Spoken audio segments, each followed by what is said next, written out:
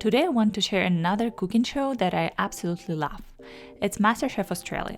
I'm taking on a challenge to create the recipe inspired by the first mystery box of season 1. Here's the available ingredients, and I'll point out the ones that I'm using for today's dessert. It's a chocolate souffle cake with olive oil lemon curd. So the time starts now. First, we're making the curd. This recipe has a bit of a twist because normally you'd lean on butter to give it that creamy, rich texture. But today I'm switching things up by using olive oil instead to see how things turn out. Let's start with 140 grams of sugar, 1 tablespoon of lemon zest. If you're using a microplane, hold it upside down while grating the lemon because it will catch the zest much easier this way. Then make about 150 grams of freshly squeezed lemon juice. As you can see, I ended up using about 4 lemons, but it really depends on their size and juiciness. Then take 2 large eggs, a pinch of salt, and roughly 2 tablespoons of olive oil.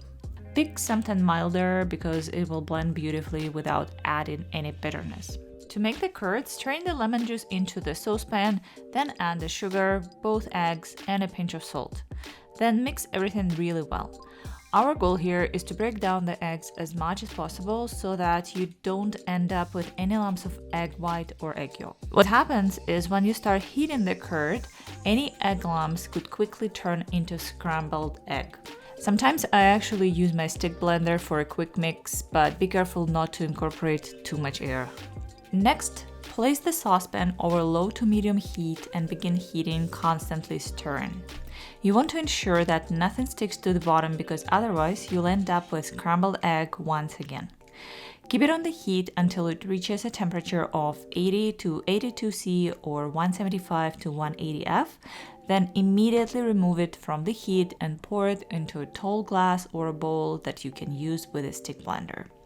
Let it cool down slightly, then add olive oil and use the blender to emulsify it, but be careful not to introduce a lot of air into the curd. Finally, pour the curd into a shallow container, cover it directly with some plastic film, and let it cool completely in the fridge. It will thicken as it cools. Now, let's move on to the cakes. First up, preheat your oven to 350 F or 180 C. You'll need 2 tablespoons of olive oil, 80 grams of bittersweet chocolate, and to keep the dessert dairy-free, make sure there is no milk in the ingredients. Then take 20 grams of sugar, 2 large eggs, and 1 teaspoon of vanilla extract. First off, separate the eggs. Then melt the chocolate with the oil and half of the sugar in the microwave. Keep a close eye on it to avoid burning the chocolate. It will take about 1 to 2 minutes depending on your microwave's power. After the chocolate has melted completely, stir in the vanilla extract. You'll see that the mixture will thicken significantly at this point, but that's okay, that's expected. Just mix it as thoroughly as you can. After that, add the egg yolks and mix again until everything is really well incorporated. You'll see that the mix will become even thicker. Next, whip the egg whites with the remaining sugar. Add in the sugar only once there is no visible liquid egg white. You should aim for soft peaks because it will be easier to fold into the chocolate mix later. To fold everything together, start by adding a small amount of egg whites to the chocolate mix. Our goal is to lighten the mix, even though it means sacrificing some of the air. I've added about 1/3 of the egg whites since my chocolate was quite dark and it needed a bit more moisture to loosen up. After that, I pour the chocolate mix into the remaining egg whites and gently folded everything together. Here, try to work quickly, but also be careful not to lose too much air at this step. You'll know you're done when you can't see any white or chocolate streaks in the mix and it all looks light brown and thoroughly incorporated. Now let's prepare a souffle dish or small ramekins by greasing or spraying them with some oil. Fill them about 3/4 full with the batter. I actually prepped 4 ramekins, but then I realized that I only had enough batter for just 2. Bake the cakes for about 10 minutes. Our goal here is a souffle-like soft center with a fully baked exterior. Just remember that this is not a lava cake, so do not expect a liquid center.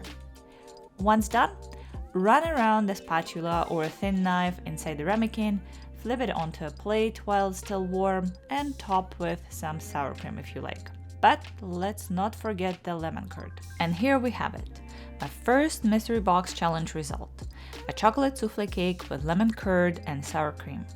Technically, the sour cream and vanilla extract were not part of the box, but that's okay. They were not an integral part of the recipe. The cake is very soft and chocolatey, and I love how it totally feels like a souffle in the middle.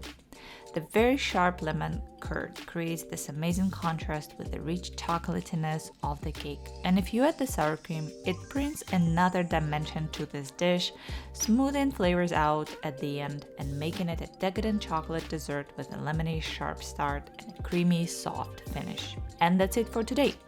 Thank you for watching, and please subscribe if you like this video.